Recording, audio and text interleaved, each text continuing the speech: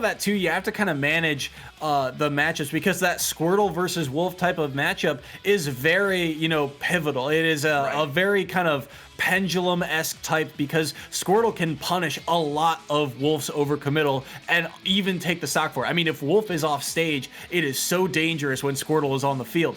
But same can be said for the opposite way around. If Squirtle gets hit once by Wolf, that's going to be like 20% easy. Yeah, and that's Wolf, who has a ton of easy combos. I mean, it's just an interesting dynamic that is going to be kind of what BobbyTime has to manage throughout this set.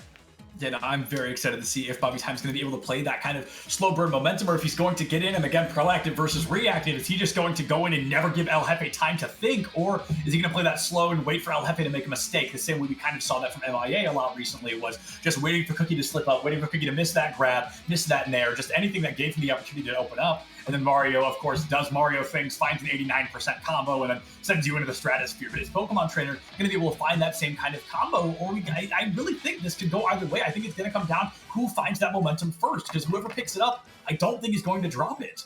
Yeah, when you force your opponent to come to you, when you take that first stock, it means a lot. It may not seem like a lot to take that first stock, but it's so much momentum, because now you're forcing your opponent to make a play to beat you to the punch, and you've already thrown that first punch. So like you said, I completely agree. That first stock is going to be very telling for how this match goes. Yeah, I'm very excited to see. I keep saying that. I'm very excited. I'm very excited for this whole series. I mean, this is phenomenal. This is what I have been waiting for. And this is absolutely incredible. Two fantastic teams have fought their way all the way to that grand finals, and now 12-1 DePaul. They are in the deficit of a lifetime. They really have to bring this back. And to give you guys kind of reference, best case scenario, BobbyTime double 3 stocks, right? That's only 8 points. All that does is get them closer. That doesn't tie it up. That doesn't give them a lead. That just keeps them alive.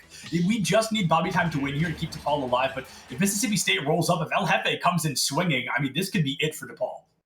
El Jeffe was one of the few players in that first matchup that did not win their set for Mississippi State. He went up against Ego in that third slot way back in week number 5. We'll see if he can wrap things up for Mississippi State here, or if BobbyTime can keep the dream alive for the Blue Devils. Yeah, this is definitely going to be it here. It looks like we're seeing BobbyTime move forward, already finding 23%. But again, El Jeffe, this Wolf hits so stinking hard that he's going to hit you twice and do just as much damage there on that move. And I thought he had it. I thought he was going to get stuck underneath the stage, but El Jeffe just barely able to ride up over the curvature and get back on platform. Now going to be able to grab, find a little bit of a combo of his own, but a phenomenal air dodge from BobbyTime, able to keep the momentum alive. 95% already looking for that kill. A good slide angle by El Jeffe to survive, but he's sitting at 95%.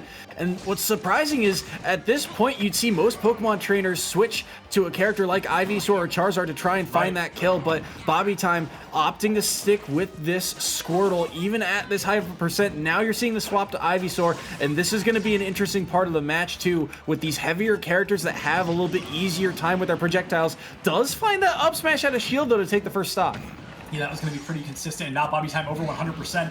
Can't really do much other than stay on that Charizard here, so it looks like he's going to be able to find a little bit of damage here and there, trying to find, any extra credit before this first stock of his is taken, but Charizard a lot slower than Squirtle. We're definitely seeing the proof in the pudding here. I mean, Bobby has hardly gotten to move, as El Jeffe has just been able to grab every single reaction. Trapped in the corner. That up tilt was a surprising catch, and he will fall to that up smash, so El Jeffe evens things back up. El Jeffe able to even it up, a 10% difference in Bobby on the Squirtle. Like we said, this is where he's really started to shine. He was almost able to find that stock on El Jeffe around 40%, but then, of course, he did recover and bring it back. 16 to 17%, already crazy close between the two. Only 2 minutes off the clock. Plenty of time for both these players to really turn this around. Gotta play so careful here around in neutral. Both of these characters are very punishing on each other. You could tell, one quick grab, but great DI out by El Jeffe. BobbyTime couldn't quite read it, but he's got stage control. Absolutely, he has the stage control there, trying to guard that middle stage, and El Jeffe relying a lot on the platforms, but Bobby, again, Squirtle so stinking fast that El Jeffe hardly has the time to react. The up smash going to be able to find, the immediate down air out of Ivysaur into the up air. A phenomenal reaction time from Bobby. That just netted him, I think, 40%, and the stock's almost gone. And Ivysaur's got plenty of kill power, too. There's the roll from ledge. Great read on the forward smash. Just covers every option, and El Jeffe gets caught out. So now, BobbyTime with the early lead. Yeah, that was a phenomenal combo from BobbyTime there. El Jeffe hardly got time to react. And what did we say at the beginning? His Pokemon are great, but his Ivysaur in particular is just incredible here. 81 to 40% online now. This is going to be difficult for El Jeffe to turn around from, because reminder, folks, BobbyTime still sitting at an entire extra stock, and he's got El Jeffe up to 80% here. Gotta play so careful if you're El Jeffe. Ivysaur's got plenty of kill power and a lot of range to deal with. Now the switch to Charizard for survivability too at this high percentage. Oh no! Look at the spacing, beautiful from BobbyTime. No lag in sight there on that final moment. The leaves at the spacing, absolutely phenomenal. Covered the option, gave him no time to react, and Charizard hits like a truck, able to take Wolf off platform there. That really started off close all the way up until the end of that second stock on the side of El Jeffe, but then Bobby just took it and ran with it. Absolutely. I mean, here's another look at that last stock because, here, just in general, the way this match started was Squirtle versus Wolf. That matchup we were talking about, that was so pivotal. And BobbyTime took the early advantage, and on that last stock, just great spacing on that back air. But as we said, one of Charizard's best moves is, that back air because it covers so much space and is so strong. A lot of Charizard's options are very quick and hit like a truck. And so just great reaction by him on that. But that was really the thing that changed the matchup. His use of Charizard and Ivysaur throughout that match. Around the second stock, there was an up smash that El Jeffe landed. BobbyTime tried to spot dodge it as Squirtle, and he still found the hit. So the immediate switch to Ivysaur, he lands that down air into up air, and that's when the momentum immediately swung in BobbyTime's favor. All of a sudden, that damage was just pow, pow, pow, hit after hit after hit, just instantly. And all of a sudden, BobbyTime has all that momentum and takes that first game. There we go, and now DePaul, they put themselves back on the board, and don't get me wrong, only 3 points, but if Bobby can win another one with a 2 stock, that's 5, and then he gets 2 points for winning, that's 7, and then all of a sudden it scores 7 to 12. That's one good set away from tying it up, if not taking a lead for DePaul. So this is really going to be BobbyTime's time to shine. I mean, what time is it? BobbyTime, right? That's a joke we crack every time he's on stream. This really is his time, because it's really going to come down to his performance on whether or not DePaul can take those 4th and 5th matchups.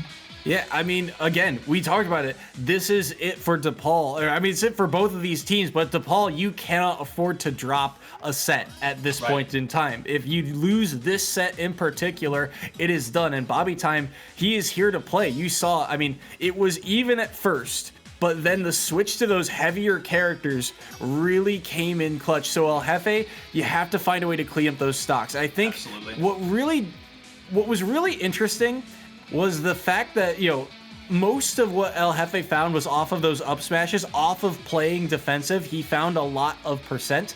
But you also don't want to give BobbyTime that much, maneuverability, because you see all that momentum, all that space he can cover is so dangerous. Absolutely. And now jumping back into this, I'm curious to see if, BobbyTime's staying on Pokemon Trainer, that's a no-brainer, but is El Jeffe going to be sticking with that Wolf? I know we've seen him play a couple of other heroes here and there, a couple of characters across the board, but the Wolf definitely is mainstay, and yeah, speaking of mainstay, it looks like he is going to be bringing that back online. Question is, are they going to run it back to its fruition? Yeah, absolutely. Pokemon Stadium 2 all over it. Yeah, run it right back, says El Jeffe, and I can't, I agree, because if you look at just these two characters in general, they have plenty of raw kill power, so a lot of stocks could be easily deleted. I mean, you could tell BobbyTime was spooked. He had to go to that Charizard once he reached 100% because he knows what Wolf can do. Absolutely. It will definitely be, he knows exactly what Wolf can bring online. And speaking of Wolf, BobbyTime already going to be forced up onto that Ivysaur at 80%, but this is where he really starts to shine. Able to find 35 with a bit of a combo into a grab, into that up air, and all of a sudden, El Jeffe sitting at 60, that lead, that such comfortable lead, all of a sudden completely gone. Good track down by BobbyTime to get that percent roughly back to even. His Ivysaur's got to be so careful here. This is still kill percent, and Wolf, again, plenty of kill power. Oh, maybe not so much. If you're trapped on the ledge, you can't roll in on that F smash. Yeah, no, that was going to be a bit of a disaster there for El Jeffe. He rolls up, and Bobby just takes full advantage of that. This Ivysaur, Bobby hardly needs Squirtle and Charizard the way he plays this Ivysaur. It's a phenomenal turnaround every time, and this is really where he starts to come to life. 60% on El Jeffe's second stock. Bobby's currently at 123, a full rage Ivysaur. This is going to be a fascinating turnaround here to see if he's able to find that down air. Not quite. This is that forward smash, goes for the up smash as well, but none of it's going to connect. The down air, again, not quite able to find its target. Kind of an awkward trade between both of them there, an exchange along ledge. Now the switch to Charizard. Can he find this stock?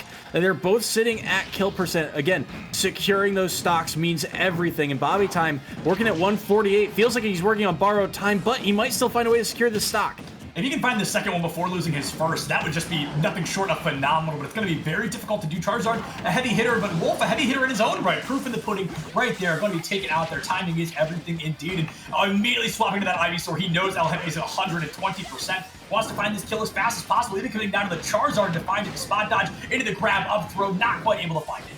Really shocked that up throw didn't kill. Great DI by El Jefe, but that up smash will clean it up. So a stock difference here, but El Jefe on his tournament stock now. Yeah, El Jefe on his tournament stock indeed. Bobby desperately trying to get this 2-point win because, like I said, that'll really bring the score back to life here on the side of DePaul. BobbyTime almost single-handedly bringing this team back, and El Jefe 80% final stock. He is desperate. He wants to die for the cause and find Bobby's second stock here. Oh, that almost worked the third time. Okay, he's got to play real careful here. I mean, BobbyTime has gone for that downer a couple of times off stage, just hasn't quite got the timing down on it. Now the switch to Charizard, and I like this move a lot. He's at a high percent, and a lot of kill power on Charizard. He can kill a lighter character like Wolf. Yeah, this is going to be quite fascinating to see if Wolf can be taken out here 120%. Bobby up to 99. Like I said, El Jefe desperate to find this second stock. They want to make sure DePaul gets as few points as possible, but he might not be able to do that as BobbyTime takes the victory over El Jefe. 2 stocks left on line. I'm actually shocked that forward air found that stock, because you don't think of forward air as a great kill option. It's just kind of a get off me type of move, and he finds it from center stage too. I wonder if the DI was a little suspect here. That up smash had done so much work for El Jefe, couldn't quite find that kill, and it looks like he was throwing out a move that just didn't come out in time, and so might not have been DIing the right way. Either way, El Jefe falls in 2-stock fashion there in game number 2. I think he was going for another up smash. I think that was the startup of another up smash, which might have been able to seal away the stock, but forward air too quick. And so BobbyTime able to get things back underway for DePaul. They're back alive in this set, but again, a lot of pressure here. You can't afford to drop another set still. There's too many points at stake. So this fourth player, there is a lot on their backs here. There absolutely is. And before we jump into this fourth set, we're going to throw it to a super short break. Everybody use this time, run to the restroom, refill your water bottles, and we'll see you in literally just 2 or 3 minutes. It's going to be a quick break. We'll be right back.